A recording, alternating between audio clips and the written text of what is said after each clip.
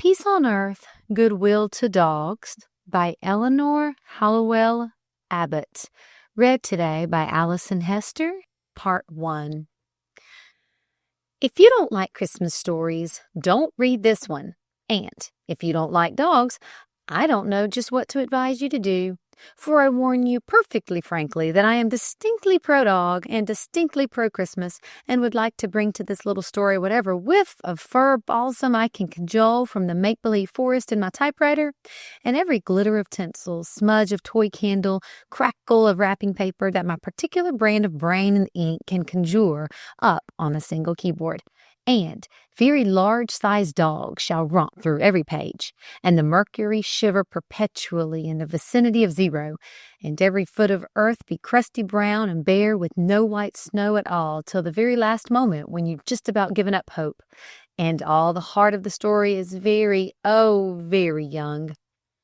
For purposes of propriety and general historical authenticity, there are, of course, parents in the story, and one or two oldish persons, but they all go away just as early in the narrative as I can manage it, are obliged to go away. Yet, lest you find in this general combination of circumstances some sinister thread of audacity, let me conventionalize the story at once by opening it at that most conventional of all conventional Christmas story hours, the twilight of Christmas Eve. 'Nuff said? Christmas Eve, you remember? Twilight? Awfully cold weather and somebody very young? Now, for the story itself. After 5 blustering, wintry weeks of village speculation and gossip, there was, of course, considerable satisfaction in being the first to solve the mysterious holiday tenancy of the Rattle-Pane house. Breathless with excitement, Flame Norris telephoned the news from the village post office. From a pedestal of boxes fairly bulging with red-wheeled go-karts, one keen young elbow ran for balance into a gay glassy shelf of stick candy. Green tissue garlands tickling across her cheek, she sped the message to her mother. "Oh, Mother Funny!" triumphed Flame. "I've found out who's Christmasing at the Rattle-Pane house. It's a red-haired setter dog with one black ear, and he's sitting at the front gate this moment, superintending the unpacking of the furniture van, and I've named him Lopsy." "Why, Flame, how absurd!" gasped her mother. In consideration of the fact that Flame's mother had run all the way from the icy-footed chicken yard to answer the telephone, it shows distinctly what stuff she was made of that she gasped nothing else. And that Flame herself re-telephoned within the half hour to acknowledge her absurdity shows equally distinctly what stuff she was made of. It was from the summit of a crate of holly wreaths that she telephoned this time. "Oh, Mother Funny," apologized Flame. "You were perfectly right. No lone dog in the world could possibly manage a great spooky place like the Rattle-Pane house. There are 2 other dogs with him, a great, long, narrow, sofa-shaped dog, upholstered in lemon and white. Something terribly ferocious, like Russian wolfhound, I think he is. But I've named him Beautiful Lovely. And there's the neatest-looking paper-white coach dog, just perfectly ruined with ink spots. Blunderblot, I think, will make a good name for him. And—" "Oh, Flame!" panted her mother. "Dogs do not take houses." It was not from the chicken yard that she had come running this time, but only from her husband's sermon-writing room in the attic. "Oh, don't they, though?" gloated Flame. "Well, they've taken this one anyway. Taken it by storm, I mean. Scratched all the green paint off the front door, torn a big hole as a cavern in the barberry hedge, pushed the sundial through a bulkhead. If it snows tonight, the cellar will be a glacier." "Dogs do not take houses," persisted Flame's mother. She was still persisting it indeed when she returned to her husband's study. Her husband, it seemed, had not noticed her absence. Still poring over the tomes and commentaries incidental to the preparation of his next Sunday sermon, his fine face glowed half frown, half ecstasy in the December twilight, while close at his elbow, all unnoticed, a smoking kerosene lamp went smudging its acrid path to the ceiling. Dusky lock for dusky lock, dreamy eye for dreamy eye, smoking lamp for smoking lamp, it might have been a short-haired replica of Flame herself. Oh, if Flame had only been set like the maternal side of the house, reasoned Flame's mother, or merely dreamy like her father. Her father, being only dreamy, could sometimes be diverted from his dreams, but to be set and dreamy both? Absolutely set on being absolutely dreamy? That was Flame. With renewed tenacity, Flame's mother reverted to truth as truth. Dogs do not take houses, she affirmed with unmistakable emphasis. Hey, what? Jumped her husband. Dogs? Who said anything about dogs? With a fretted pucker between his brows, he bent to his work again. You interrupted me, he reproached her. My sermon is about hellfire. I had all but smelled it. It was very disagreeable. With a gesture of impatience, he snatched up his notes and tore them in two. I think I will write about the Garden of Eden instead, he rallied. The Garden of Eden in Iris time. Florentina alba everywhere. Whiteness, sweetness. Now let me see. Orris root, I believe, is deducted from the Florentina alba. Sniffed Flame's mother. With an impulse purely practical, she started for the kitchen. The season happens to be Christmas time, she suggested bluntly. Now, if you could see your way to make a sermon that smelt like donuts and plum pudding— Donuts? queried her husband and hurried after her. Supplementing the far remote glory of God expression in his face, the glory of donuts shone suddenly very warmly. Flame, at least, did not have to be reminded about the seasons. Oh, Mother, telephoned Flame almost at once. It's so much nearer Christmas than it was half an hour ago. Are you sure everything will keep? All those big packages that came yesterday, that humpy one especially. Don't you think you ought to peep or poke? Just the teeniest, tiniest little peep or poke? It would be a shame if anything spoiled, a turkey or a fur coat or anything. I am making donuts, confided her mother with the faintest possible taint of asperity. Oh, conceded Flame, and Father's watching them? Then I'll hurry. Mother? Deprecated the excited young voice. You are always so horridly right. Lopsy and Beautiful, Lovely and Blunderblot are not Christmasing all alone in the Rattle-Pane house. There is a man with them. Don't tell Father. He's so nervous about men. A man? Stammered her mother. Oh, I hope it's not a young man. Where did he come from? Oh, I don't think he came at all, confided Flame.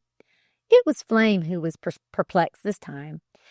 He looks to me more like a person who had always been there, like something, that the dogs found in the attic. Quite crumpled he is, and with a red waistcoat. A butler, perhaps? A sort of second-hand butler? Oh, Mother, I wish we had a butler. Flame, interrupted her mother quite abruptly, where are you doing without all of this telephoning from? I only gave you 18 cents, and it was to buy cereal with. Cereal? Considered Flame. Oh, that's all right, she glowed suddenly. I've paid cash for the telephoning and charged the cereal. With a swallow faintly guttural, Flame's mother hung up the receiver. Dogs do not have butlers, she persisted unshakenly. She was perfectly right. They did not, it seemed. No one was quicker than Flame to acknowledge a mistake. Before 5 o'clock, Flame had added a telephone item to the cereal bill. Oh, Mother, questioned Flame, the little red sweater and tam that I have on, would they be all right, do you think, for me to make a call in? Not a formal call, of course, just a neighborly greeting at the door. it being Christmas Eve and everything, and as long as I have to pass right by the house anyway, there is a lady at the Rattle Pane house, what Father would call a lady maiden, Miss—" "Oh, not a real lady, I think," protested her mother. "Not with all those dogs. No real lady, I think, would have so many dogs. It isn't sanitary." "Isn't sanitary?" cried Flame. "Why, Mother, they are the most absolutely, perfectly sanitary dogs you ever saw in your life." Into her eager young voice an expression of ineffable dignity shot suddenly. "Well, really, Mother," she said, "in whatever concerns men or crocheting, I am perfectly willing to take Father's advice or yours, but after all, I'm 18, stiffened the young voice, and when it comes to dogs, I must use my own judgment." "And just what is the lady's name?" questioned her mother a bit weakly. "Her name is Miss Flora," brightened Flame. "The butler has just gone to the station to meet her. I heard him telephoning quite frenziedly. I think she must have missed her train or something. It seemed to make everybody nervous. Maybe she's nervous. Maybe she's a nervous invalid with a lost lover somewhere. And all sorts of pressed flowers. Somebody ought to call anyway. Call right away, I mean, before she gets any more nervous.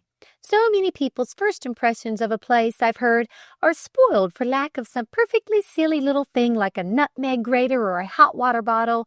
And, oh, Mother, it's been so long since anyone has lived in the Rattle Pane house. Not for years and years and years. Not dogs, anyway. Not a lemon and a white wolfhound. Not setters. Not spotty dogs. Oh, Mother, just one little wee single minute at the door. Just long enough to say the Rev. and Mrs. Fleming Norris and Mrs. Norris present their compliments. And are you by any chance short a marrowbone, or would you possibly care to borrow an extra quilt to rug up under the kitchen table? Blunderblatt doesn't look very thick. Or, oh, Mother, please." When Flame said please like that, the word was no more, no less, than the fabled bundle of rags or haunch of venison hurled back from a wolf-pursued sleigh to divert the pursuer even temporarily from the main issue. While Flame's mother paused to consider the particularly flavorous sweetness of that entreaty, to picture the flashing eye, the pulsing throat, the absurdly crinkled nostril that invariably accompanied all Flame's entreaties, Flame herself was escaping.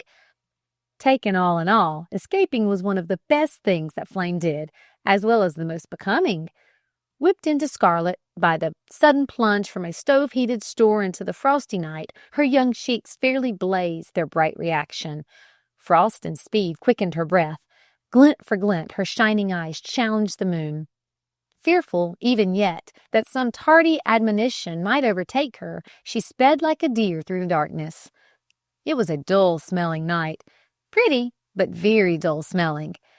Disdainfully, her nostrils crinkled their disappointment. "Christmas-time adventures ought to smell like Christmas," she scolded. "Maybe if I'm ever president," she argued, "I won't do so awfully well with the tariff or things like that, but Christmas shall smell of Christmas, not just of frozen mud and camphor balls. I'll have great vats of fir balsam essence at every street corner and gigantic atomizers, and every passerby shall be sprayed in stores and churches, and everybody who doesn't like Christmas shall be dipped." Under her feet, the smoothest village road turned suddenly into the harsh and hobbly ruts of a country lane.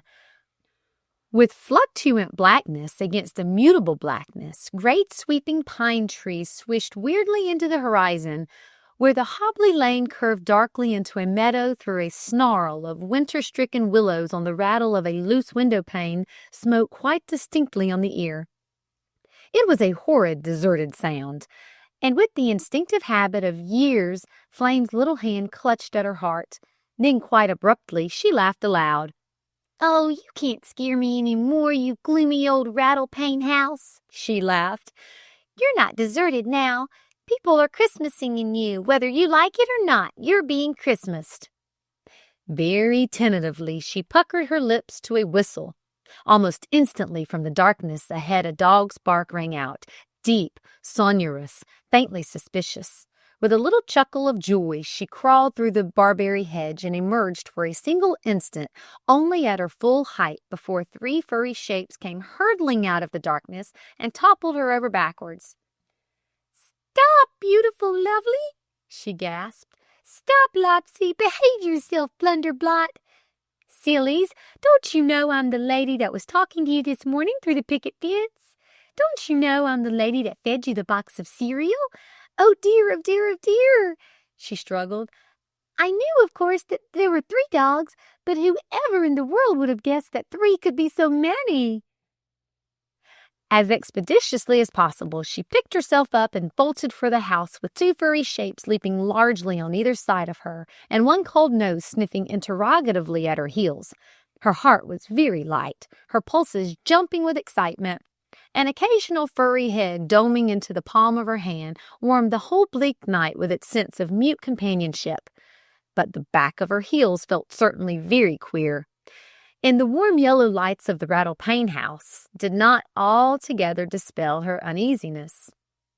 "Maybe I'd better not plan to make my call so very informal," she decided suddenly.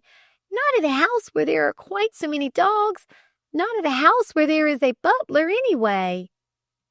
Crowding and pushing and yelping and fawning around her, it was the dogs who announced her ultimate arrival. Like a drift of snow, the huge wolfhound whirled his white shagginess into the vestibule. Shrill as a banging blind, the impetuous coach dog lurched his sleek weight against the door. Sucking at a crack of light, the red setter's kindled nose glowed and snorted with dragon-like ferocity. Without knock or ring, the door handle creaked and turned. 3 ecstatic shapes went hurtling through a yellow glare into the hall beyond, and Flame found herself staring up into the blinking, astonished eyes of the crumpled old man with the red waistcoat. Good evening, butler," she rallied. "Good evening, miss," stammered the butler. I've come to call," confided Flame. To call?" stammered the butler. "Yes," conceded Flame.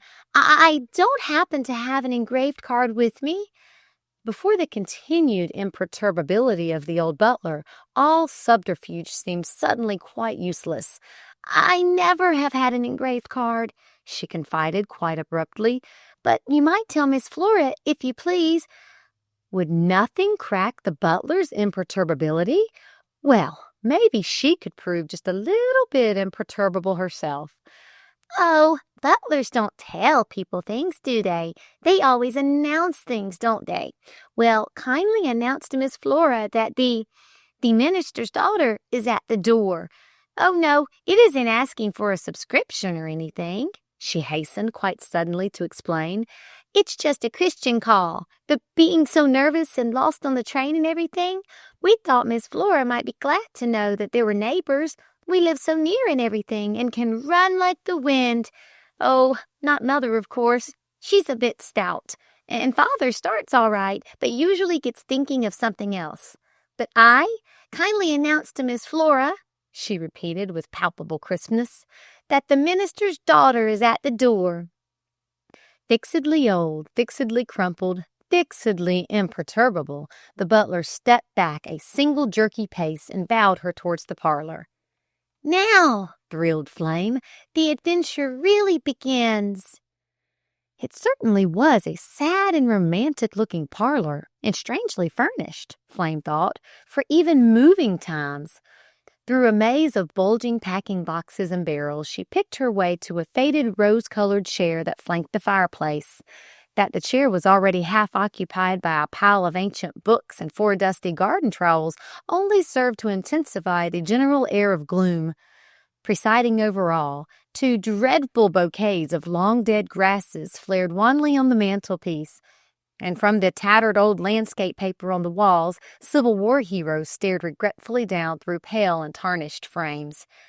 Dear me, shivered Flame. "They're not going to Christmas at all, evidently. Not a sprig of holly anywhere, not a ravel of tinsel, not a jingle bell. Oh, she must have lost a lot of lovers," thrilled Flame. "I can bring her flowers anyway. My very first paper white narcissus. With a scrape of the foot, the butler made known his return. "Miss Flora," he announced. With a catch of her breath, Flame jumped to her feet and turned to greet the biggest, ugliest, most brindled, most wizened bulldog she had ever seen in her life. "Miss Flora," repeated the old butler succinctly. "Miss Flora?" gasped Flame. Why, I thought Miss Flora was a lady. Why—" "Miss Flora is indeed a very grand lady, miss," affirmed the butler without a flicker of expression. "Of a pedigree so famous, so distinguished, so—" Numerically on his fingers, he began to count the distinctions. 5 prizes this year, and 3 last. Do you mind the chop?" he gloated. "The breadth, the depth. Did you ever hear of Alantes?" he demanded. "Them bull-baiting dogs that was invented by the 2nd Duke of York or thereabouts in the year 1406? "Oh, my glory!" thrilled Flame. "Is Miss Flora as old as that?" "Miss Flora," said the old butler with some dignity, "is young, hardly 2, in fact. So young that she seems to me but just weaned." With her great eyes goggled to a particularly disconcerting sort of scrutiny, Miss Flora sprang suddenly forward to investigate the visitor. As though by a preconcerted signal, a chair crashed over in the hall, and the wolfhound and the setter and the coach dog came hurtling back in a furiously cordial onslaught. With wags and growls and yelps of joy, all 4 dogs met in Flame's lap. "They seem to like me, don't they?" triumphed Flame. Intermittently, through the melee of flopping ears, shoving shoulders, waving paws, her beaming little face proved the absolute sincerity of that triumph. "Mother's never let me have any dogs," she confided. "Mother thinks they're not— Oh, of course I realize that 4 dogs is a good many," she hastened diplomatically to concede to a certain sudden droop around the old butler's mouth corners. From his slow, stooping poke of the sulky fire, the old butler glanced up with a certain plaintive intentness. "All dogs is too many," he affirmed. "Come Christmas time, I wishes I was dead." "Wish you were dead at Christmas time?" cried Flame. Acute shock was in her protest. "It's the feedin'," sighed the old butler. "It ain't that I mind eatin' with them on All Saints' Day or 4th of July or even Sundays. But come Christmas time, it seems like I craves to eat with more humans. I got a nephew less than 20 miles away. He's got cider in his cellar and plum puddin's. His woman, she raises guinea chickens, and mince pies there is, and tasty gravies. But me, I mixes dog bread and milk, till I can't see nothing, think nothing but mush, and him with cider in his cellar. It ain't as though Mr. Delote ever came himself to prove anything," he argued. "Not he, not Christmas time. It's traveling he is. He's had misfortunes," he confided darkly. "He travels for 'em, same as some folks travels for their healths. Most especially at Christmas time. He travels for his misfortunes. He—" "Mr. Delcote?" quickened Flame. "Mr. Delcote?" Now at last was the mysterious tendency about to be divulged? "All he says," persisted the old butler, "all he says is, 'Now, Barrett.' That's me. 'Now, Barrett, I trust your honor to see that the dogs ain't neglected just because it's Christmas. There ain't no reason, Barrett,' he says, 'why innocent dogs should suffer Christmas just because everyone else does. They ain't done nothing. It won't do now, Barrett,' he says, 'for you to give them their dinner at dawn when they ain't accustomed to it, and a pail of water, and shut 'em up while you go off for the day with any barrel of cider. You know what dog is, Barrett,' he says, 'and what they isn't.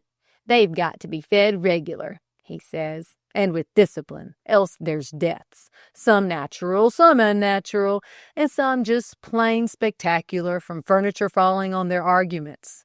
So, if there's any fatalities come this Christmas time, Barrett,' he says, 'or any undue gains in weight or losses in weight, I shall infer, Barrett,' he says, 'that you was absent without leave. "It don't look like a very wholesome Christmas for me," sighed the old butler. "Not either way. Not what you'd call wholesome." "But this Mr. Delcote?" puzzled Flame. "What a perfectly horrid man he must be to give such heavenly dogs nothing but dog bread and milk for their Christmas dinner. Is he young? Is he old? Is he thin? Is he fat? However in the world did he happen to come to a queer, battered old place like the Rattle Pane House? But once come, why didn't he stay? And "Yes'm," sighed the old butler. In a ferment of curiosity, Flame edged jerkily forward and subsided as jerkily again. "Oh, if only this was a parish call," she deprecated. "I could just ask questions right out loud. How, where, why, when? But being just a social call, I suppose.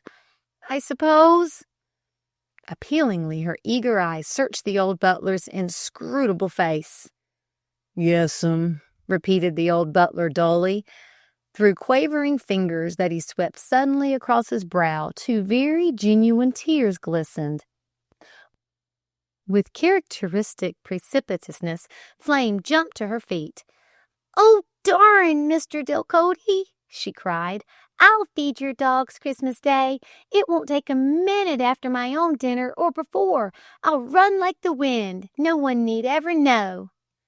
So it was that when Flame arrived at her own home 15 minutes later and found her parents madly engaged in packing suitcases, searching timetables, and rushing generally to and fro from attic to cellar, no very mutual exchange of confidences ensued. "It's your Uncle Wally," panted her mother. "Another shock," confided her father. "And not such a bad one either," explained her mother. "But of course we'll have to go the very first thing in the morning, Christmas Day, too, and leave you all alone. It's a perfect shame. But I've planned it all out for everybody. Father's lay reader, of course, will take the Christmas service. We'll just have to omit the Christmas tree surprise for the children. It's lucky we didn't even unpack the trimmings or tell a soul about it." In a hectic effort to pack both a thick coat and a thin coat and a thick dress and a thin dress and thick boots and thin boots in the same suitcase, she began very palpably to pant again. "Yes, every detail is all planned out," she asserted with a breathy sort of pride. "You and your father are both so flighty. I don't know whatever in the world you'd do if I didn't plan out everything for you." With more manners than efficiency, Flame and her father dropped at once every helpful thing they were doing and sat down in a rocking chair to listen to the plan. "Flame, of course, can't stay here all alone." Flame's mother turned in confided sotto voice to her husband. "Young men might call. The lay reader is almost sure to call. He's a dear, delightful soul, of course, but I'm afraid he has an amorous eye." "All lay readers have amorous eyes," reflected her husband. "Taken it all in all is a great asset." "Don't be flippant," admonished Flame's mother. "There are reasons why I prefer that Flame's first offer of marriage should not be from a lay reader." "Why?" brightened Flame. "Shh," cautioned her father. "Very good reasons," repeated her mother. From the conglomerate packing under her hand, a puff of spilled tooth powder whiffed fragrantly into the air. "Yes?" prodded her husband's blandly impatient voice. "Flame shall go to her Aunt Minna's," announced the dominant maternal voice, "by driving with us to the station. She'll have only 2 hours to wait for her train, and that will save 1 bus fare. Aunt Minna is a vegetarian and doesn't believe in sweets either, so that will be quite a unique and profitable experience for Flame to add to her general culinary education. It's a wonderful house, a bit dark, of course, but if the day should prove at all bright, not so bright, of course, that Aunt Minna wouldn't be willing to have the shades up, but, oh, and Flame," she admonished still breathlessly, I think you'd better be careful to wear one of your rather longish skirts, and oh, do be sure to wipe your feet every time you come in, and don't chatter. Whatever you do, don't chatter. Your Aunt Minna, you know, is just a little bit peculiar, but such a worthy woman, so methodical, so—" To Flame's inner vision appeared quite suddenly the pale, inscrutable face of the old butler, who asked nothing, answered nothing, welcomed nothing, evaded nothing. "Yes'm," said Flame. But it was a very frankly disconsolate little girl who stole late that night to her father's study and perched herself high on the arm of his chair with her cheek snuggled close to his. Father Funny," whispered Flame, "I've got such a queer little pain." "A pain?" jerked her father. "Oh, dear me, where is it? Go and find your mother at once." "Mother," frowned Flame. "Oh, it isn't that kind of pain. It's in my Christmas. I've got such a sad little pain in my Christmas." Oh, dear me, sighed her father. Like two people most precipitously smitten with shyness, they sat for a moment staring blankly around the room at every conceivable object except each other. Then, quite suddenly, they looked back at each other and smiled. "Father," said Flame, "you're not, of course, a very old man, but still, you are pretty old, aren't you? You've seen a whole lot of Christmases, I mean." "Yes," conceded her father. From the great clumsy rolling collar of her blanket wrapper, Flame's little face loomed suddenly very pink and earnest. "But, Father," urged Flame, "did you ever in your whole life spend a Christmas just exactly the way you wanted to? Honest to Santa Claus now, did you ever?" Why, no," admitted her father after a second's hesitation. "Why, no, I don't believe I ever did." Quite frankly, between his brows there puckered a very black frown. "Now, take tomorrow, for instance," he complained. "I had planned to go fishing through the ice, after the morning service, of course, after we'd had our Christmas dinner and gotten tired of our presents. Every intention in the world I had of going fishing through the ice, and now your Uncle Wally has to go and have a shock. I don't believe it was necessary. He should have taken extra precautions. The least that delicate relatives can do is take extra precautions at holiday time. Oh, of course, your Uncle Wally has his books in his library," he brightened. "Very interesting old books that wouldn't be perfectly seemly for a minister of the gospel to have in his own library. But still, it's very disappointing." He wilted again. "I agree with you utterly, Father Funny," said Flame.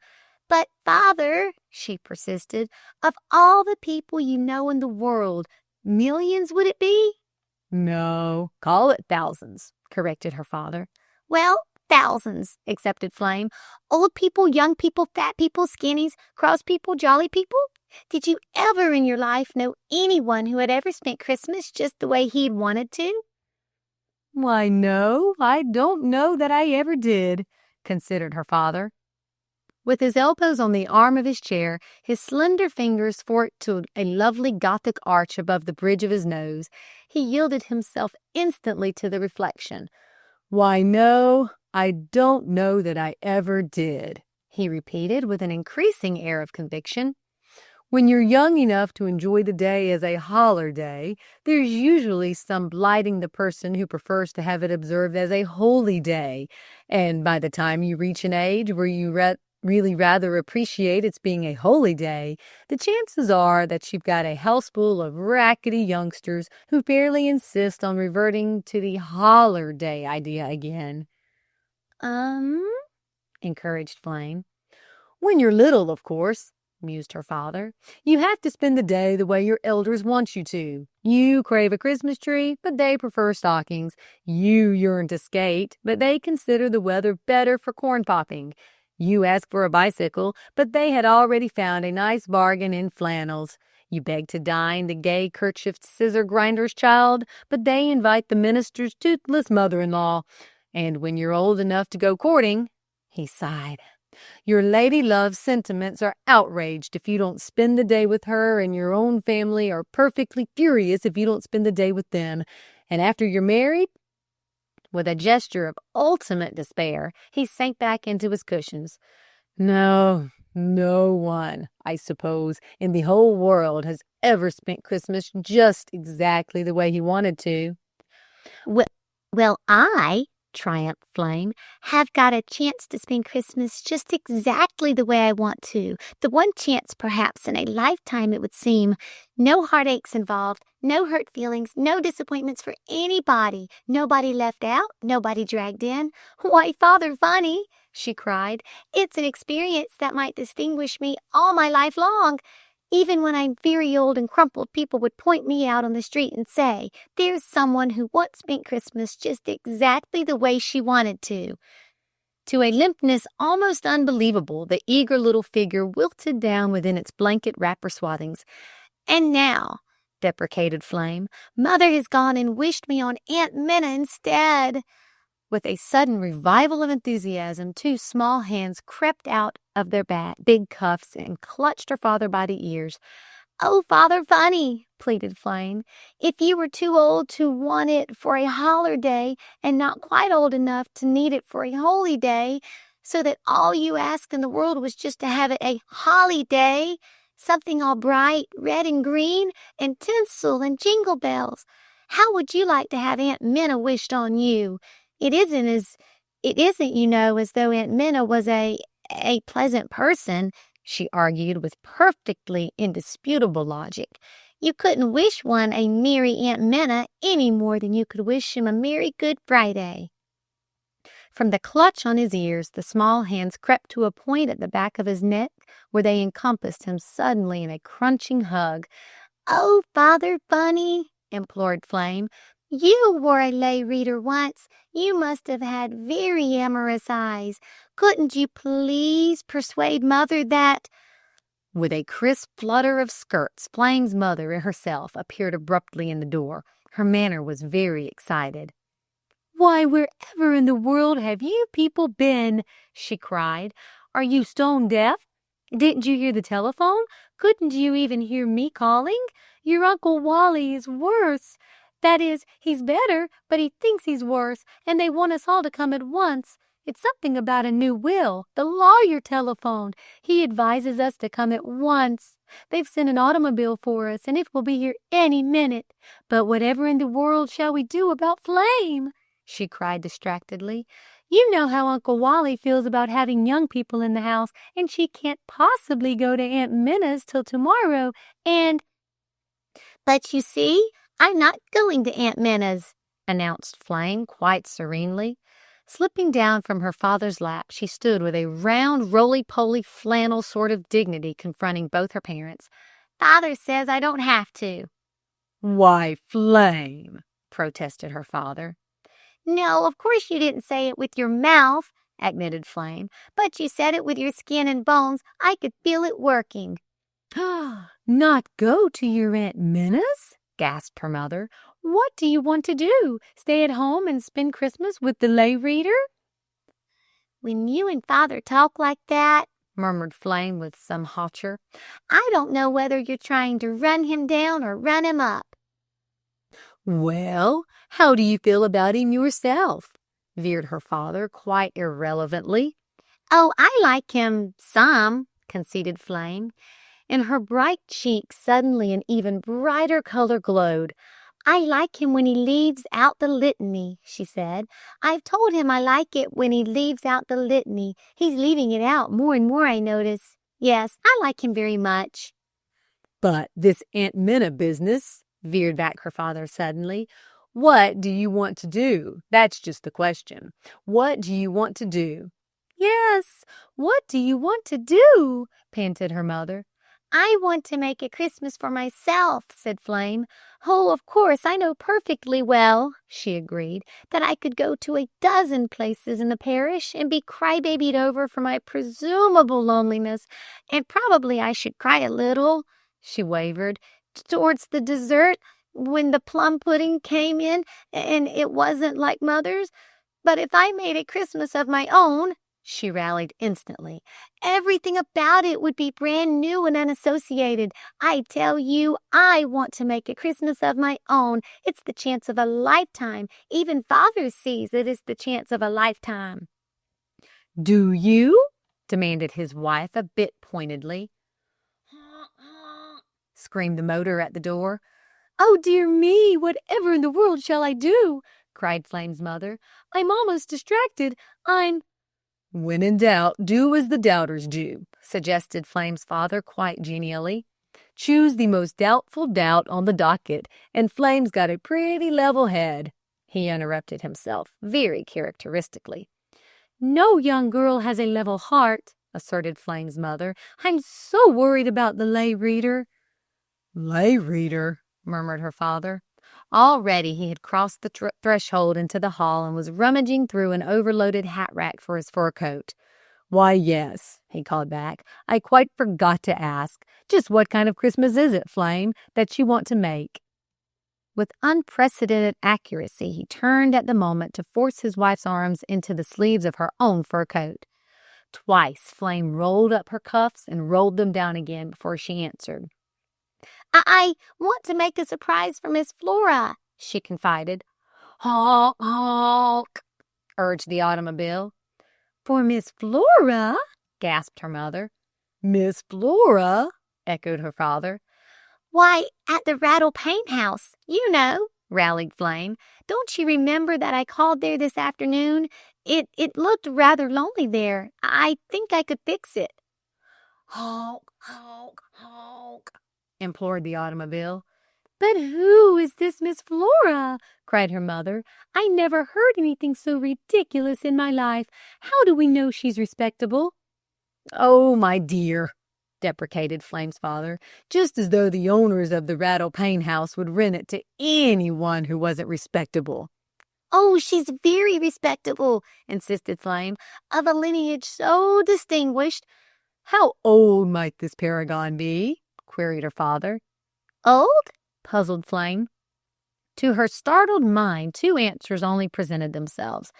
Should she say, "Oh, she's only just weaned," or, "Well, she was invented about 1406.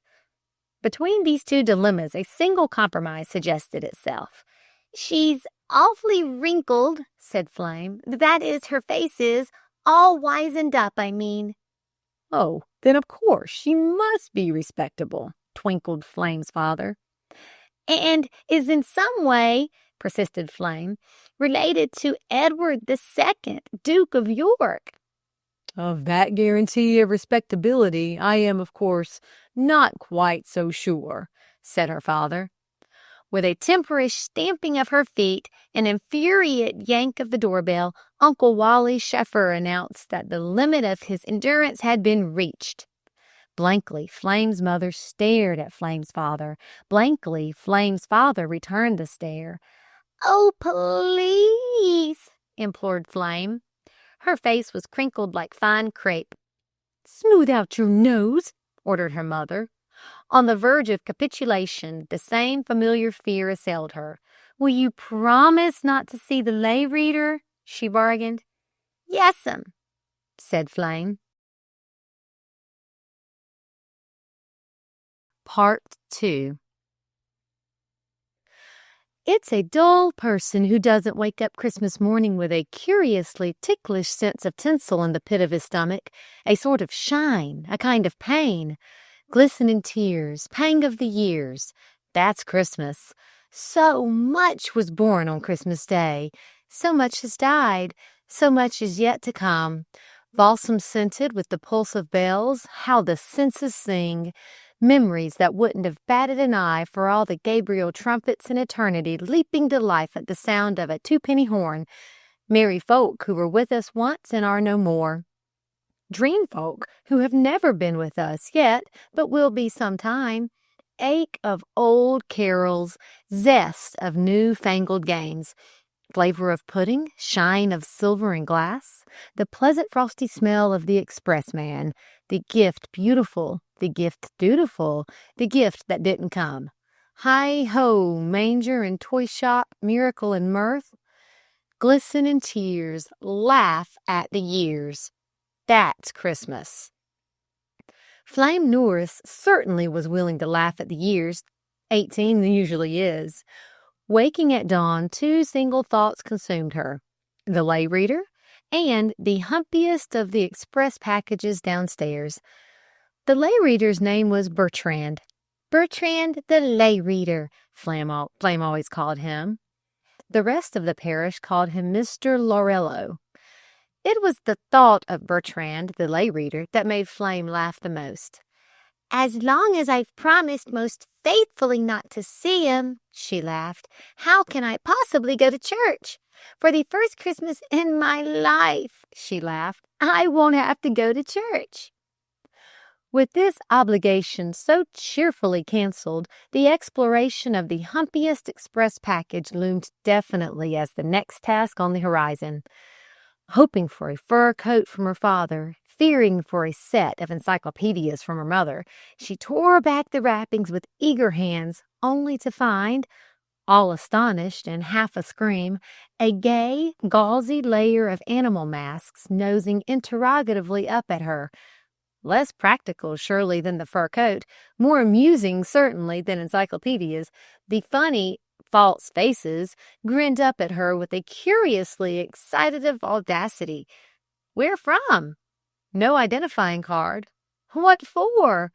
No conceivable clue, unless perhaps, just on general principles, a donation for the Sunday school Christmas tree? But there wasn't going to be any tree. Tentatively, she reached into the box and touched the fiercely striped face of a tiger, the fantastically exaggerated beak of a red-green parrot. Mused Flame, whatever in the world shall I do with them? Then, quite abruptly, she sank back on her heels and began to laugh and laugh and laugh. Even the lay reader had not received such a laughing, but even to herself she did not say just what she was laughing at. It was a time for deeds, it would seem, and not for words. Certainly, the morning was very full of deeds. There was, of course, a present from her mother to be opened, warm woolly stockings and things like that, but no one was ever swerved from an original purpose by trying on warm woolly stockings. And from her father there was the most absurd little box, no bigger than your nose, marked, "For a week in New York," and stuffed to the brim with the sweetest bright green dollar bills. But of course you couldn't try those on, and half the parish sent presents, but no parish ever sent presents that needed to be tried on. No gay, fluffy scarfs, no lacy, frivolous pettiskirts, no bright, delaying hat ribbons, just books. Illustrated poems usually, very wholesome pickles, and always a huge motto to recommend: peace on earth, goodwill to men. To men? Why not to women? Why not at least to dogs? Asked Flame. Taken all in all, it was not a Christmas morning of sentiment, but a Christmas morning of works, kitchen works mostly, useful, flavorous adventures with a turkey, a somewhat nervous Sally with an apple pie. Intermittently, of course, a few experiments with flour paste, a flare or two with a paintbrush, an errand to the attic, interminable giggles. Surely it was 4 o'clock before she was even ready to start for the Rattle-Pane house, and starting is by no means the same as arriving. Dragging a sled full of miscellaneous Christmas goods an eighth of a mile over bare ground is not an easy task. She had to make 3 tugging trips, and each start was delayed by her big gray pussycat stealing out to try to follow her, and each arrival complicated by the yelpings and leapings and general cavortings of 4 dogs who didn't see any reason in the world why they shouldn't escape from their forced imprisonment in the shed yard and prance on with her. Even with the 3rd start and the 3rd arrival finally accomplished, the crafty cat stood waiting for her on the steps of the Rattle-Pane house, back arched, fur bristled, spitting like some kind of new weathercock at the storm in the shed yard, and had to be thrust quite unceremoniously into a much too small covered basket and lashed down with yards and yards of tinsel that was needed quite definitely for something else. It isn't just the way of the transgressor that's hard. Nobody's way is any too easy. The door key, though, was exactly where the old butler had said it would be, under the doormat, and the key itself turned astonishingly cordially in the rusty old lock. Never in her whole little life having owned a door key to her own house, it seemed quite an adventure in itself to be walking, thus possessively through an unfamiliar hall into an absolutely unknown kitchen, and goodness knew what on either side and beyond. Perfectly simple, too, as the old butler had promised, the 4 dog dishes, heaping to the brim, loomed in prim line upon the kitchen table waiting for distribution. Sniffed Flame. Nothing but mush. Mush all over the world today, I suppose, while their masters are feasting at other people's houses on puddings and in cigarettes. How the poor darlings must suffer, locked in sheds, tied in yards, stuffed down cellar. Meow, twinged a plaintive hint from the hallway just outside. Oh, but cats are different, argued Flame. So soft, so plushy, so spineless. Cats were meant to be stuffed into things. Without further parleying, she doffed her red tam and sweater, donned a huge white all-enveloping pinafore, and started to ameliorate as best as she could the Christmas sufferings of the poor darlings immediately at hand. It was at least the yellow kitchen, or it had been once. In all that gray, dank, neglected house, the one suggestion of old sunshine. We shall have our dinner here, chuckled Flame. After the carols, we shall have our dinner here. Very boisterously in the yard, just outside the window, the 4 dogs scuffled and raced for sheer excitement and joy at this most unexpected advent of human companionship. Intermittently, from time to time, by the aid of old boxes or barrels, they clawed their way up to the cobwebby window sill to peer at the strange proceedings. Intermittently, from time to time, they fell back into the frozen yard in a chaos of fur and yelps. By 5 o'clock, certainly, the faded yellow kitchen must have looked very strange, even to a dog. By 5 o'clock, certainly, the faded yellow kitchen must have looked very strange, even to a dog. Straight down its dingy, wobbly floored center stretched a long table cheerfully spread with the Reverend Mrs. Flamand Norris's second-best tablecloth. Quaint, high-backed chairs dragged in from the shadowy parlor circled the table. A pleasant china plate gleamed like a hand-painted moon before each chair. At one end of the table loomed a big brown turkey. At the other, the appropriate vegetables, pies, cakes, and donuts interspersed between themselves. Green wreaths streaming with scarlet ribbons hung nonchalantly across every chair top. Tinsel garlands shone the walls. In the doorway reared a hastily constructed mimicry of a railroad crossing sign. Directly opposite and conspicuously placed above the rusty stovepipe stretched the parish's gift motto, duly readjusted. Peace on earth, goodwill to dogs. Fatuously silly, admitted Flame even to herself, but yet it does add something to the gaiety of rations. Stepping aside for a single thrilling moment to study the full effect of her handiwork, the first psychological puzzle of her life smote sharply across her senses, namely that you never really get the whole fun out of anything unless you are absolutely alone. But the very first instant you find yourself absolutely alone with a really good time, you begin to twist and turn and hunt about for somebody very special to share it with you. The only very special person that Flame could think of was Bertrand, the lay reader. All ablush with the sheer mental surprise of it, she fled to the shed door to summon the dogs. Maybe even the dogs won't come, she reasoned hectically.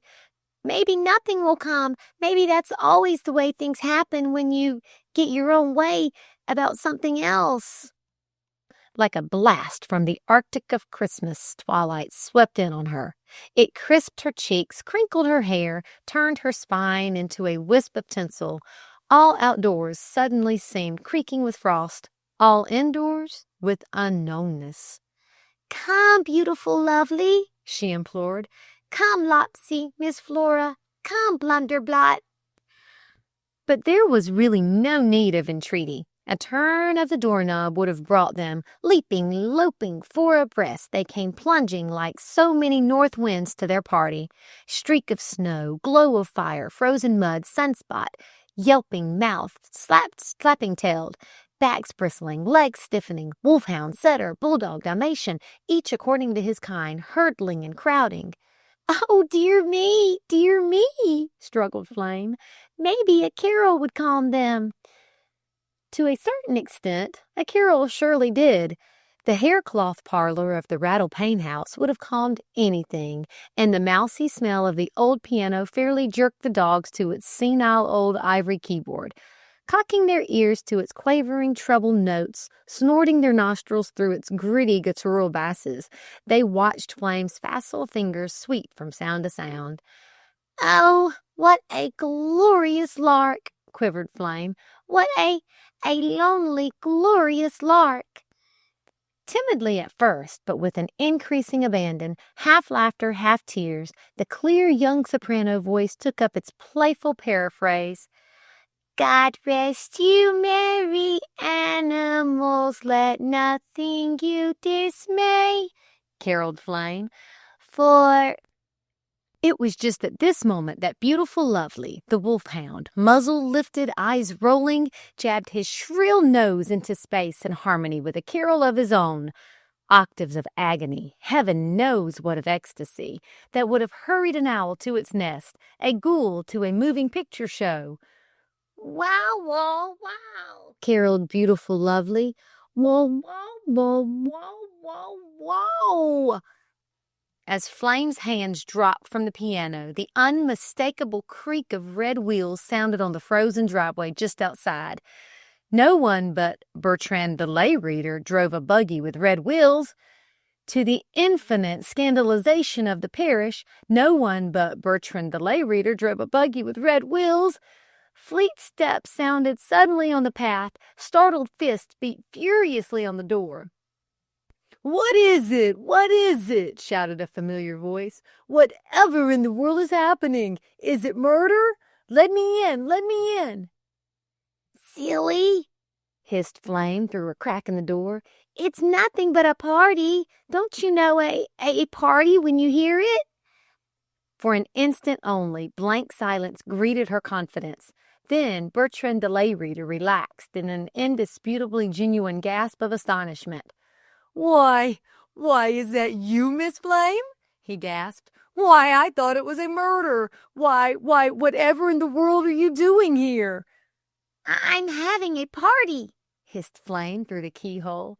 A party?" stammered the lay reader. "Open the door." No, I can't, said Flame. "Why not?" demanded the lay reader.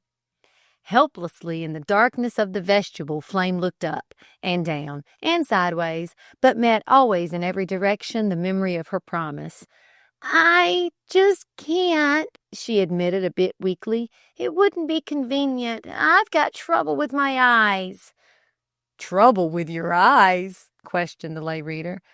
I didn't go away with my father and mother, confided Flame. "No, so I notice," observed the lay reader. "Please open the door." Why? parried Flame. "I've been looking for you everywhere," urged the lay reader. "At the senior warden's, at the vestrymen's houses, even at the sexton's. I knew you didn't go away. The garage man told me there were only two. I thought surely I'd find you at your own house, but I only found sled tracks." That was me. mumbled Flame. "And then I heard these awful screams," shuddered the lay reader. That was a carol, said Flame. "Oh, a carol," scoffed the lay reader. "Open the door." Well, just a crack, conceded Flame. It was astonishing how a man as broad-shouldered as the lay reader could pass so easily through a crack. Conscience-stricken Flame fled before him with her elbow crooked across her forehead. "Oh, my eyes, she cried. "Well, really," puzzled the lay reader, "though I claim, of course, to be ordinarily bright, I had never suspected myself of being actually dazzling." "Oh, you're not bright at all," protested Flame. "It's just my promise. I promised Mother not to see you."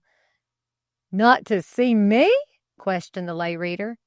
It was astonishing how almost instantaneously a man as purely theoretical as the lay reader was supposed to be thought of a perfectly practical solution to the difficulty. Why, we might tie my big handkerchief across your eyes, he suggested, just till we get this mystery straightened out. Surely there is nothing more or less than plain righteousness in that. What a splendid idea, capitulated Flame. But of course, if I'm absolutely blindfolded, she wavered for a second only, you'll have to lead me by the hand.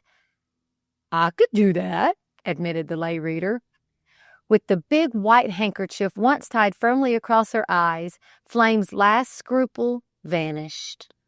Well, you see, she began quite precipitously, I did think it would be such fun to have a party all my own, I mean, a party just exactly as I wanted it, no perish in it at all, or good works or anything, just fun, and as long as Mother and Father had to go away anyway.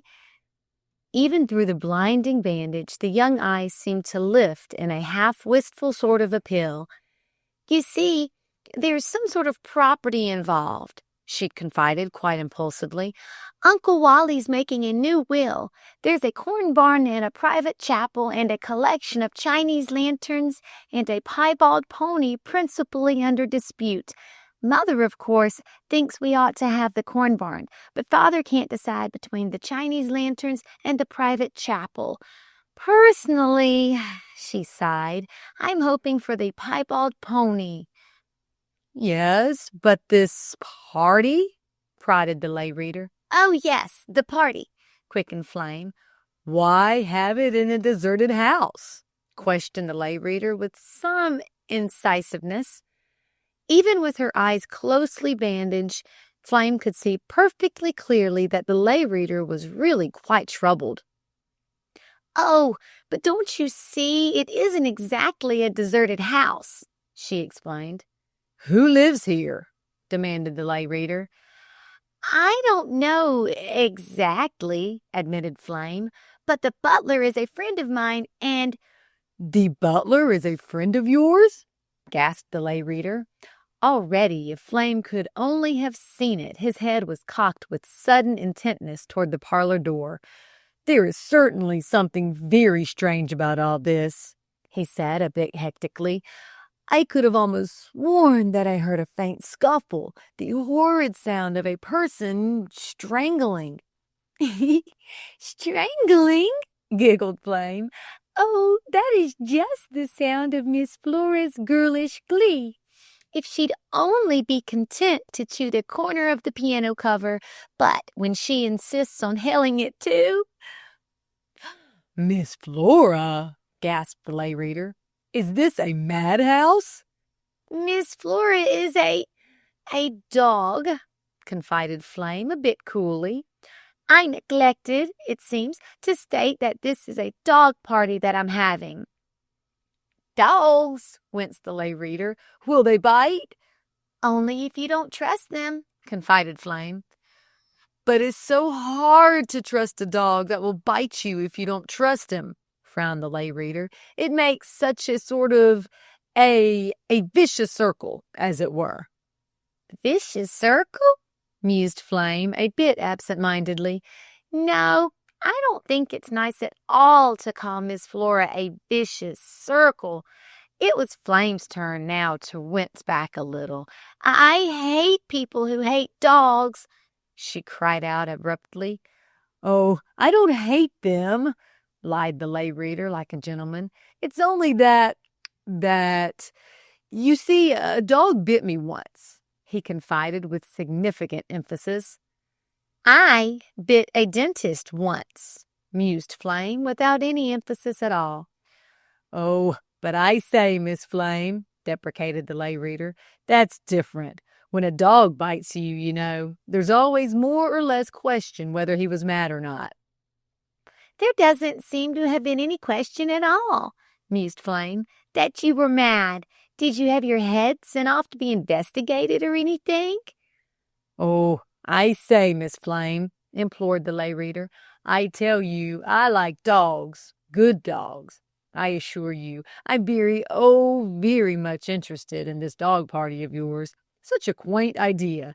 So, if I could be of any possible assistance, he implored.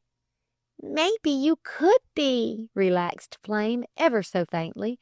But if you're really coming to my party, she stiffened again, you've got to behave like my party. Why, of course I'll behave like your party, laughed the lay reader. There is a problem, admitted Flame. 5 problems to be perfectly accurate. 4 dogs and a cat in the woodshed. And a cat in the woodshed? Echoed the lay reader quite idiotically. The table is set, affirmed Flame. The place is all ready, but I don't know how to get the dogs into their chairs. They run around so. They yelp, they jump. They haven't had a mouthful to eat, you see, since last night, this time. And when they once see the turkey, I'm afraid they'll stampede it. Turkey? Quizzed the lay reader, who had dined that day on corned beef. Oh, of course. Mush was what they were intended to have, admitted Flame. Piles and piles of mush, extra piles of mush, I should judge, because it was Christmas Day. But don't you think mush seems a bit dull? She questioned appealingly. For Christmas Day?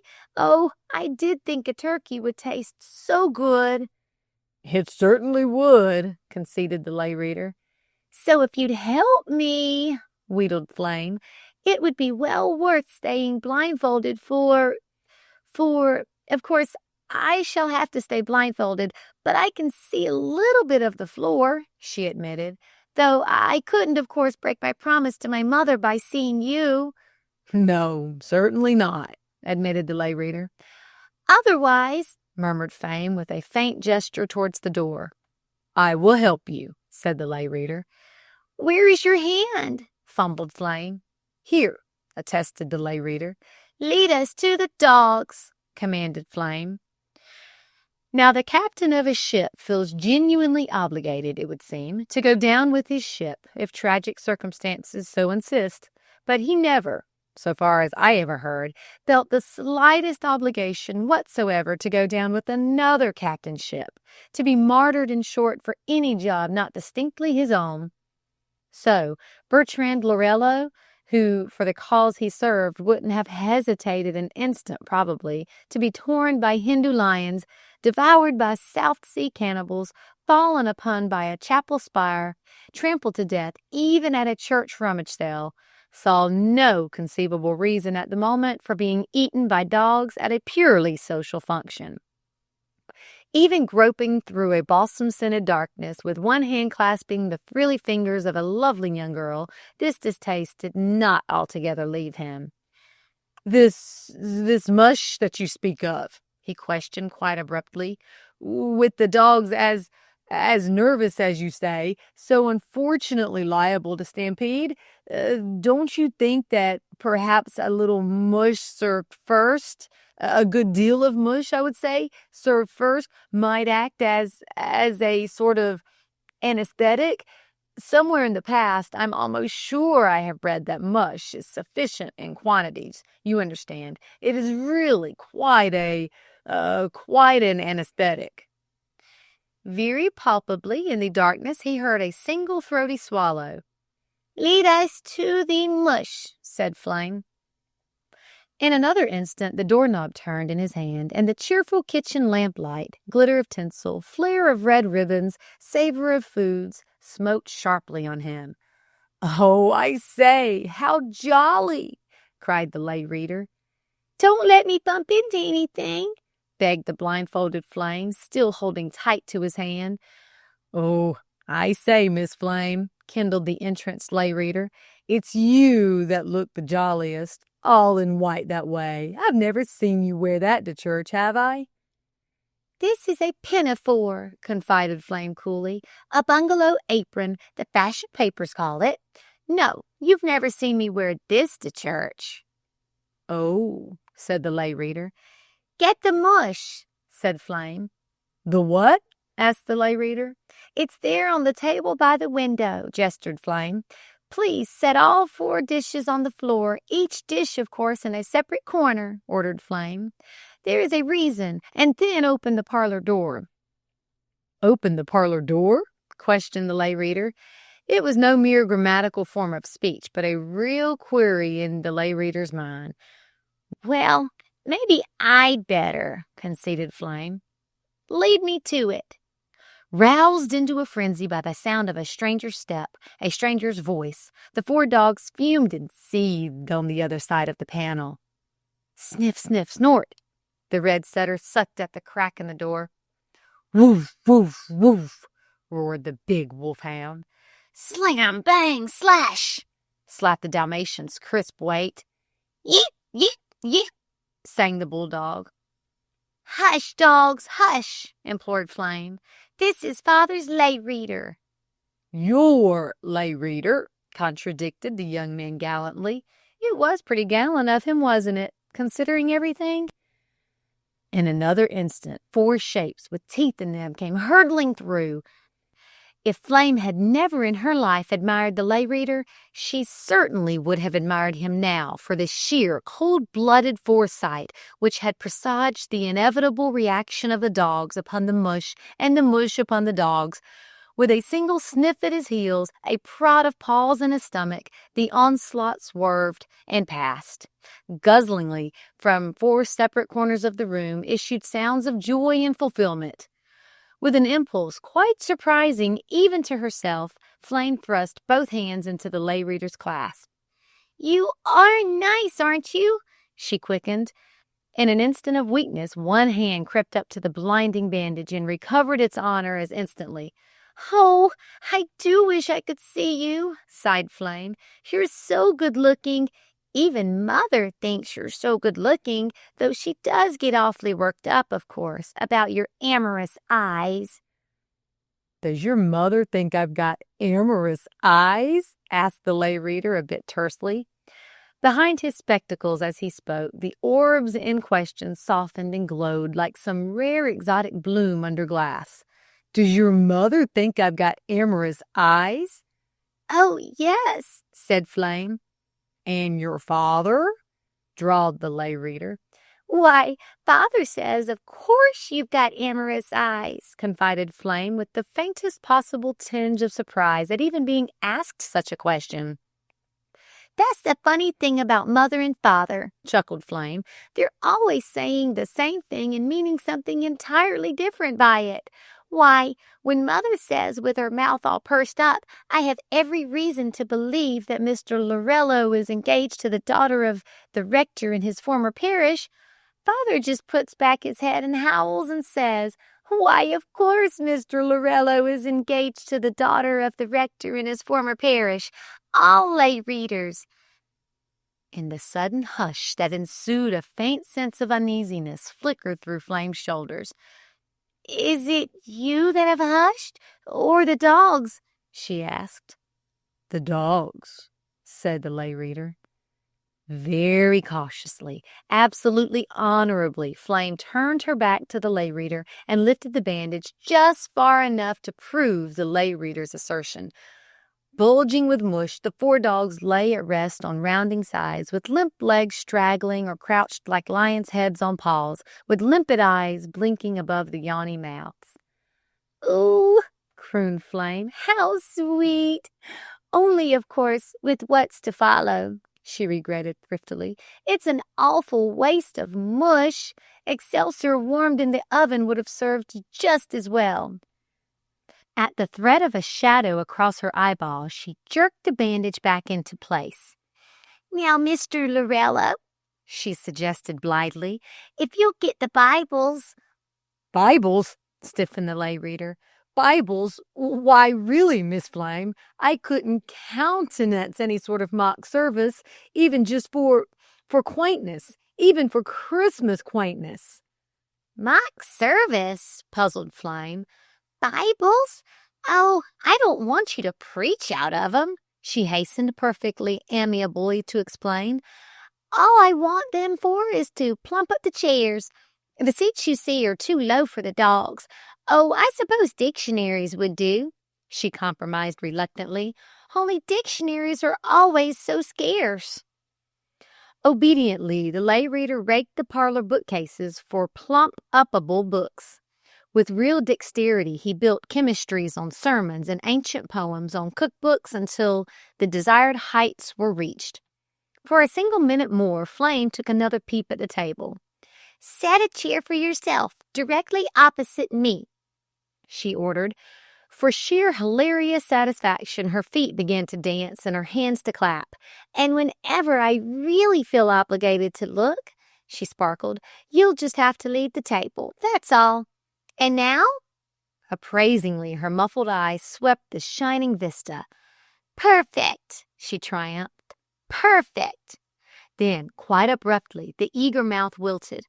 Why, I've forgotten the carving knife and fork," she cried out in real distress. "Oh, how stupid of me!"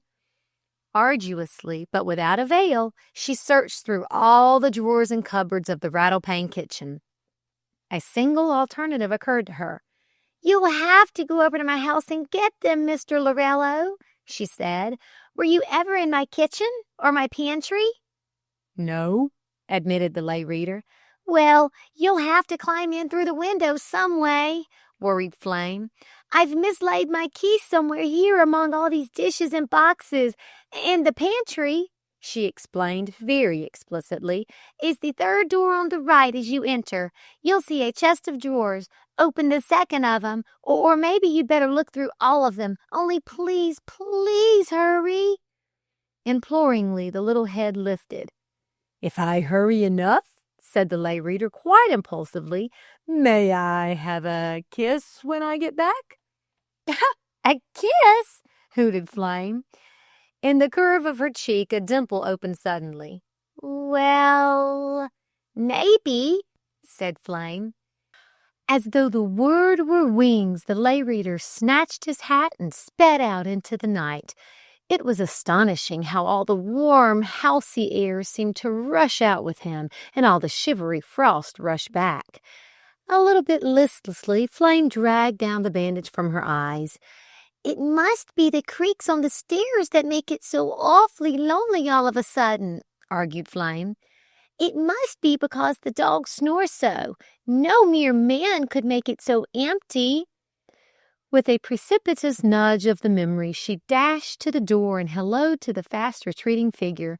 "Oh, Bertrand," she called. "I got sort of mixed up. It's the second door on the left, and if you don't find him there, you better go up in Mother's room and turn out the silver chest. Hurry!"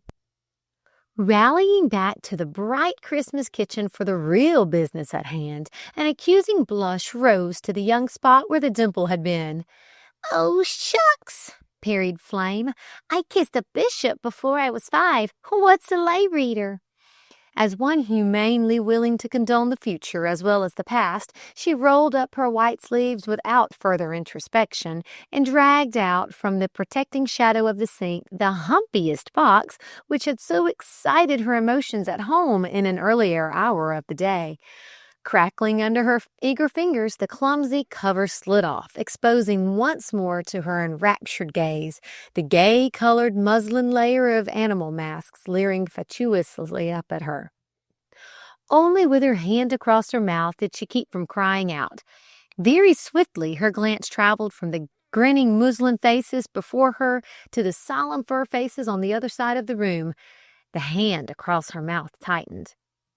"Why, it's something like creation," she giggled, "this having to decide which face to give to which animal." As expeditiously as possible, she made her selection. "Poor Miss Flora must be so tired of being plain," she thought. "I'll give her the first choice of everything, something really lovely. It can't help resting her." With this kind idea in mind, she selected for Miss Flora a canary's face, softly yellow, bland as a treacle, its swelling, tender muslin throat fairly reeking with the suggestion of innocent song. No one gazing upon such an ornithological purity would ever speak a harsh word again, even to a sparrow. Nudging Miss Flora cautiously from her sonorous nap, Flame beguiled her with half a donut to her appointed chair, boosted her still cautiously to her pinnacle of books with a various swift adjustment of fasteners, knotting of tie strings, an extra breathing hole jabbed through the beak, slipped the canary's beautiful blonde countenance over Miss Flora's frankly grizzled mug. For a single terrifying instant, Miss Flora's crinkled sides tightened. A snarl like ripped silk slipped through her straining lungs. Then, once convinced that the mask was not a gas box, she accepted the liberty with reasonable sang-froid and sat blinking beadily out through the canary's yellow-rimmed eye sockets with frank curiosity towards such proceedings as were about to follow. It was easy to see she was accustomed to sitting in chairs. For the wolfhound, Flame chose a giraffe's head. Certain anatomical similarities seemed to make the choice wise. With a long, vividly striped stockinette neck wrinkling like a moustiquaire glove, the neat small head that so closely fitted his own neat small head, the tweaked, interrogative ears, beautiful, lovely, the wolfhound reared up majestically in his own chair. He also, once convinced that the mask was not a gas box, resigned himself to the inevitable, incorporeal independent of such vain props as chemistries or sermons, lolled his fine height against the mahogany chairback. To Blunderblot, the trim Dalmatian, Flame assigned the parrot's head, arrogantly beaked, gorgeously variegated, altogether querulous. For Lopsy, the crafty setter, she selected a white rabbit's artless, pink-eared visage.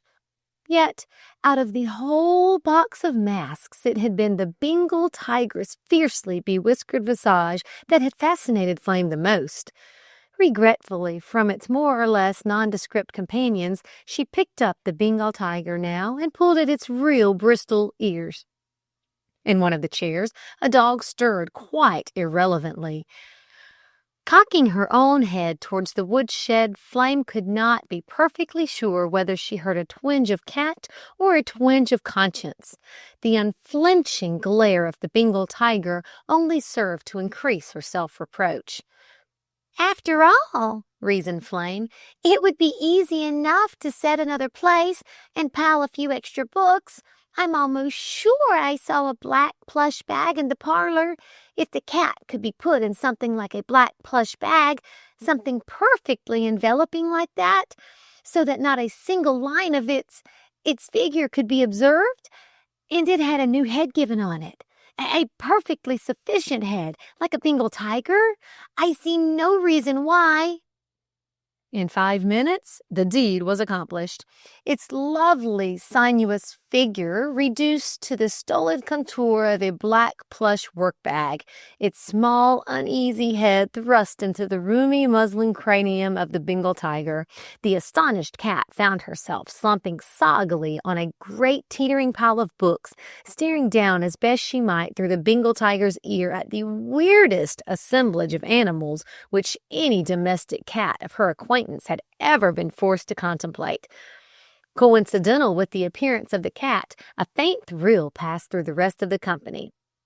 Nothing very much, no more, no less indeed, than passes through any company at the introduction of purely extraneous matter.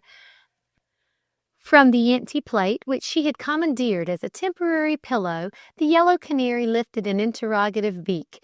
That was all. At Flame's left, the white-haired rabbit emitted an incongruous bark, scarcely worth reporting.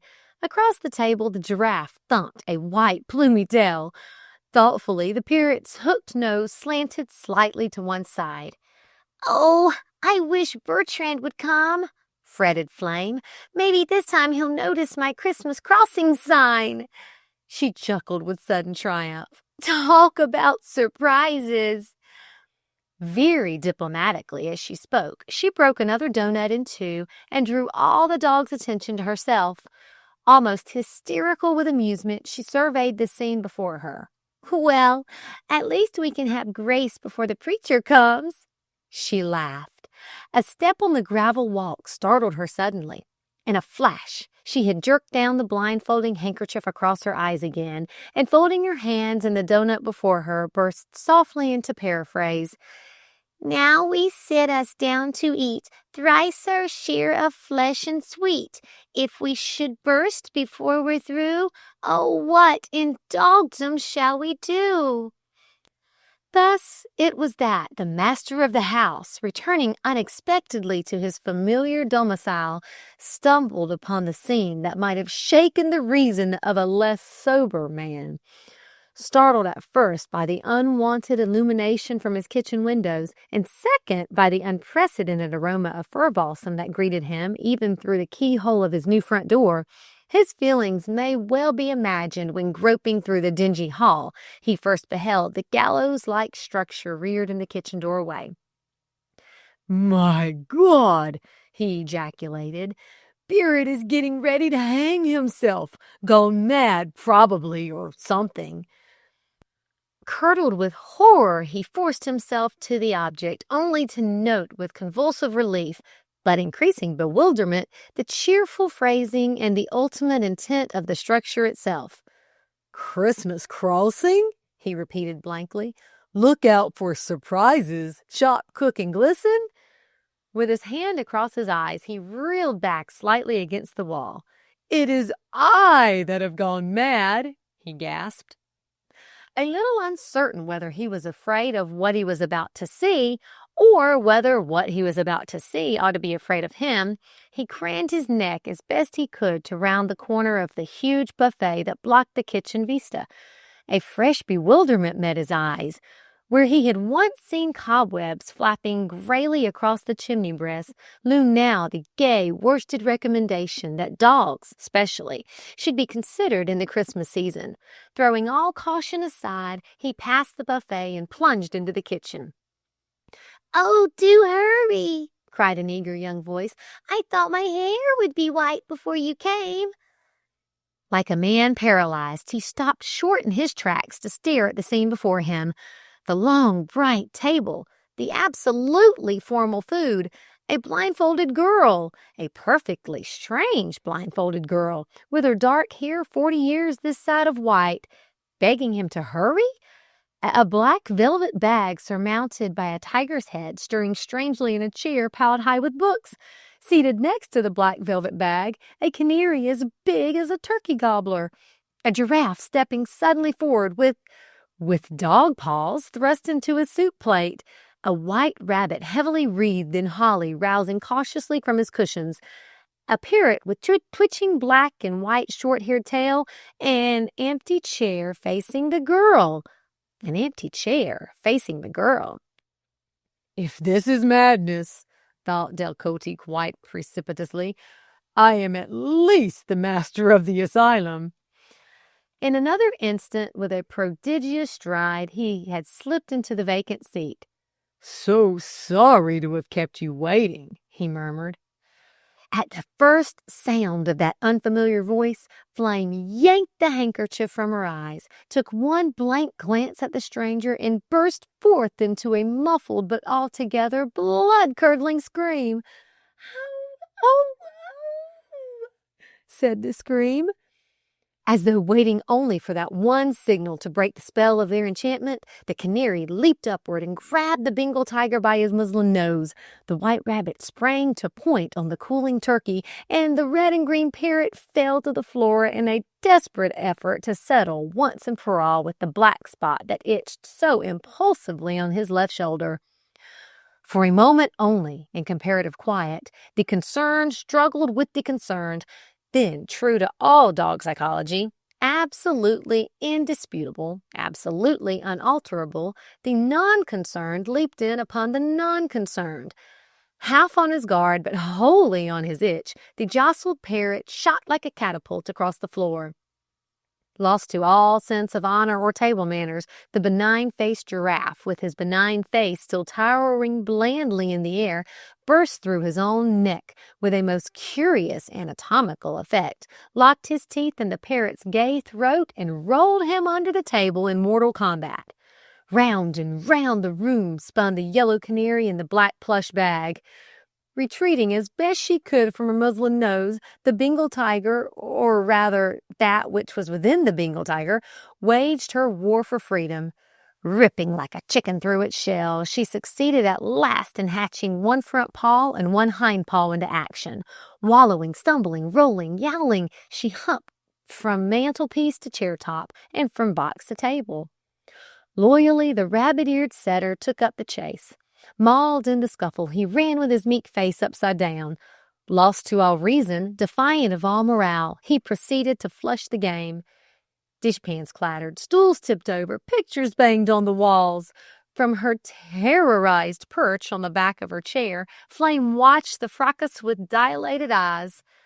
Hunched in the hug of his own arms, the stranger sat rocking himself to and fro in uncontrollable choking mirth. Ribald mirth was what Flame called it. "Stop!" she begged. "Stop it! Somebody stop it!" It was not until the black plush bag at bay had ripped a red streak down Miss Flora's avid nose that the stranger rose to interfere.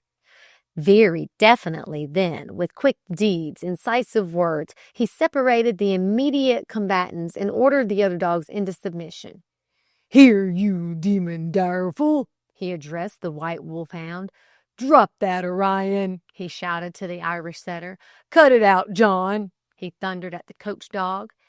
"Their names are Beautiful Lovely," cried Flame, "and Lopsy and Blunderblot." With his hand on the wolfhound's collar, the stranger stopped and stared up with frank astonishment, not to say resentment, at the girl's interference. "Their names are what?" he said. Something in the special intonation of the question infuriated Flame. Maybe she thought his mouth was scornful, his narrowing eyes. Goodness knows what she thought of his suddenly narrowing eyes. In an instant she had jumped from her retreat to the floor. "Who are you anyway?" she demanded. "How dare you come here like this, butting into my party and spoiling my discipline with the dogs? Who are you, I say?" With Demon Direful, alias Beautiful Lovely, tugging wildly at his restraint, the stranger's scornful mouth turned precipitously up instead of down. "Who am I?" he said. "Why, no one special at all except just the master of the house." "What?" gasped Flame. "Earl Delcote," bowed the stranger. With a little hand that trembled perfectly palpably, Flame reached back to the arm of the big carved chair for support. Why, but Mr. Delcote is an old man," she gasped. "I'm almost sure he's old." The smile on Delcote's mouth spread suddenly to his eyes. "Not yet, thank God," he bowed. With a panic-stricken glance at doors, windows, cracks, the chimney pipe itself, Flame sank limply down in her seat again and gestured towards the empty place opposite her. Have a chair," she stammered. Great tears welled suddenly to her eyes.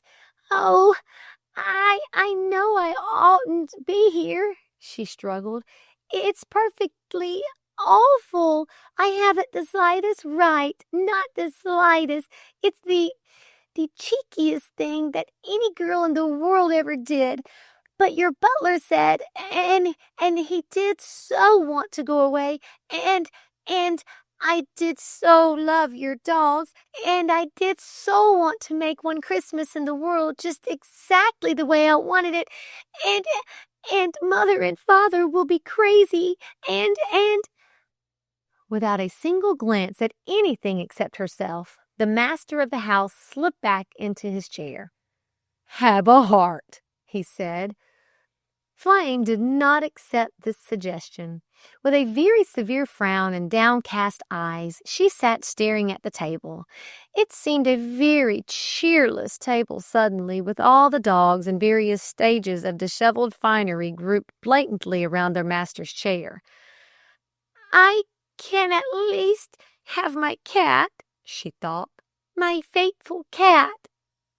In another instant, she had slipped from the table, extracted poor puss from a clatter of pans in the back of the cupboard, stripped the last shred of masquerade from her outraged form, and brought her back growling and bristling to perch on one arm of the high-backed chair. "There," said Flame. Glancing up from this innocent triumph, she encountered the eyes of the master of the house fixed speculatively on the big turkey. "I'm afraid everything is very cold," she confided with distinctly formal regret. "Not for anything," laughed Delcote quite suddenly, "would I have kept you waiting, if I had only known." 2 spots of color glowed hotly in the girl's cheeks. "It was not you I was waiting for," she said coldly. "No?" teased Delcote. "You astonish me. For whom, then? Some incredible wight who, worse than late, isn't going to show up at all? Heaven sent, I consider myself. How else could so little a girl manage so big of a turkey?" There isn't any carving knife," whispered Flame. The tears were glistening on her cheeks now instead of just in her eyes. A less observing man than Delcote might have thought the tears were really for the carving knife. "What? No carving knife?" he roared imperiously. "And the house guaranteed furnished?" Very furiously, he began to hunt all around the kitchen in the most impossible places. "Oh, it's furnished all right," quivered Flame. "It's just chock full of dead things. Pressed flowers and old plush bags, and pressed flowers and pressed flowers." "Great heavens," groaned Delcote. "And I came here to forget dead things." Your butler said you'd had misfortunes," murmured Flame. "Misfortunes?" rallied Delcote. "I should think I had. In a single year I've lost my health, money, most everything I own in the world, except my man and my dogs." "They're good dogs," testified Flame. "And the doctor sent me here for 6 months," persisted Delcote, "before he'll even hear of my plunging into things again." 6 months is a good long time," said Flame. "If you turn the hems, we could make yellow curtains for the parlor in no time at all." "We?" stammered Delcote. Mother," said Flame, "it's a long time since any dogs lived in the Rattle Pane house."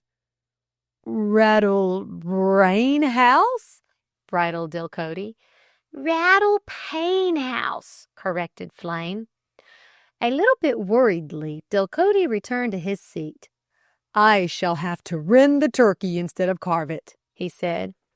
"Rend it," acquiesced Flame. In the midst of the rending, a dark frown appeared between Delcote's eyes. These guests that you were expecting?" he questioned. "Oh, stop," cried Flame. "Dreadful as I am, I never would have dreamed of inviting guests." "This, guest, then," frowned Delcote. "was he—" "Oh, you mean Bertrand?"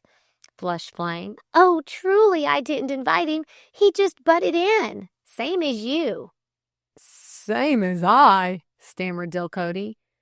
"Well," floundered Flame. "Well, you know what I mean, and—" With peculiar intentness, the master of the house fixed his eyes on the knotted white handkerchief which Flame had thrown across the corner of her chair.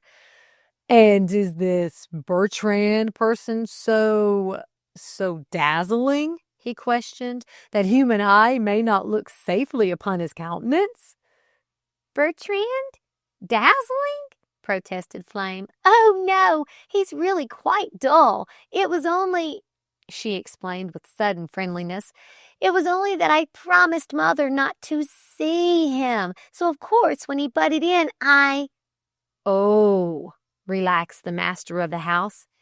With a precipitous flippancy of manners which did not conform at all to the somewhat tragic austerity of his face, he snatched up his knife and fork and thumped joyously on the table with the handles of them. "And some people talk about a country village being dull in the winter-time," he chuckled, "with a dog's masquerade and a robbery at the rectory all happening in the same evening." Grabbing her cat in her arms, Flame jerked her chair back from the table. A robbery at the rectory, she gasped. Why, I'm the rectory. I must go home at once. Oh, shucks, shrugged the master of the house. It's all over now, but the people at the railroad station were certainly buzzing about it as I came through. Buzzing about it? Articulated Flame with some difficulty. Expeditiously, the master of the house resumed his rending of the turkey. Are you really from the rectory? He questioned. Huh, how amusing. Well, there's nothing really you could do about it now. The constable and his prisoner are already on the way to the county seat, wherever that may be. And a freshly burgled house is rather a creepy place for a young girl to return to all alone. Your parents are away, I believe? Constable? Babbled Flame quite idiotically. Yes, the regular constable was off Christmasing somewhere, it seems, so he put a substitute on his job, a stranger from somewhere. Some substitute that. No mulling over hot toddies on Christmas night for him. He saw the martyr crawling in through the rectory window. He saw him fumbling now to the left, now to the right, all through the front hall. He followed him up the stairs to a closet where the silver was evidently kept. He caught the man red-handed, as it were, or rather white-handed. Flushed the master of the house for quite some unaccountable reason. To be perfectly accurate, he explained conscientiously, he was caught with a pair of... Delicately, he spelt out the word. With a pair of CORSETS rolled up in his hand. But inside the roll, it seemed there was solid silver, very elaborate carving set on which the parish had recently presented. The wretch was just unrolling them when he was caught. That was Bertrand, said Flame, my father's lay reader. It was the man's turn now to jump to his feet. What? He cried. I sent him for the carving knife, said Flame. What? Repeated the man. Consternation versus hilarity went racing suddenly like a cat-and-dog combat across his eyes. Yes, said Flame. From outside the door, the sound of furious knocking occurred suddenly. That sounds to me like parents knocking, shivered Flame. It sounds to me like an escaped lay reader, said her host. With a single impulse, they both started for the door. Don't worry, little girl, whispered the young stranger in the dark hall. I'll try not to, quivered Flame. They were both right, it seemed. It was parents and the lay reader. All three breathless, all three excited, all three reproachful, they swept into the warm, balsam-scented Rattle-Pane house with a gust of frost, a threat of disaster. Flame, sighed her father. Flame, scolded her mother. Flame, implored the lay reader. What a pretty name, beamed the master of the house. Pray be seated, everybody. He gestured graciously to the left and right, shoving one dog expeditiously under the table with his foot, while he yanked another out of a chair with his least gesticulating hand. This is certainly a very great pleasure, I assure you, he affirmed distinctly to Miss Flamand Norris. Returning quite unexpectedly to my new house this lonely Christmas evening, he explained very definitely to the Reverend Flamand Norris. I can't express to you what it means to me to find this pleasant gathering of neighbors waiting here to welcome me. And when I think of the effort you must have made to get here, Mr. Bertrand, he beamed, a young man of all your obligations and complications. Pleasant gathering of neighbors? Questioned Mrs. Norris with some emotion. Oh, I forgot, deprecated the master of the house with real concern. Your Christmas season is not, of course, as inherently pleasant as one might wish.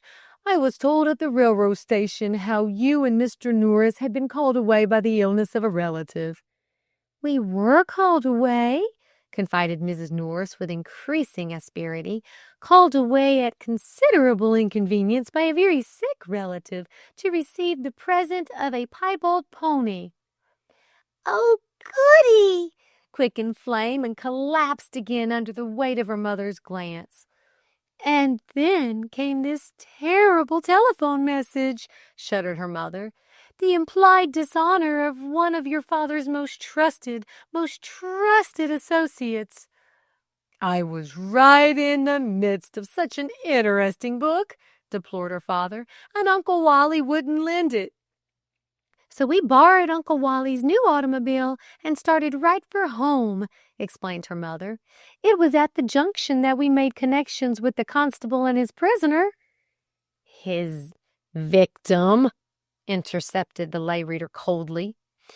At this interception, everybody turned suddenly and looked at the lay reader. His mouth was twisted very slightly to one side. It gave him a rather unpleasant, snarling expression. If this expression had been vocal instead of muscular, it would have shocked his hearers. "Your father had to go on board the train and identify him," persisted Flame's mother. "It was very distressing. The constable was most unwilling to release him. Your father had to use every kind of argument." "Every kind," mused her father. "He doesn't even deny being in the house," continued her mother. "Being in my closet, being called with with a silver carving knife and fork in his hand," intercepted the lay reader hastily. "Yet all the time he persists," frowned Flame's mother, "that there is someone in the world who can give a perfectly good explanation, if only he won't say he or she, but it, if only it would." Something in the stricken expression of her daughter's face brought a sudden flicker of suspicion to Mother's eyes. "You don't know anything about this, do you, Flame?" she demanded. "Is it remotely possible that after your promise to me, your sacred promise to me—" The whole structure of the home, of mutual confidence, of all the future itself, crackled and toppled in her voice.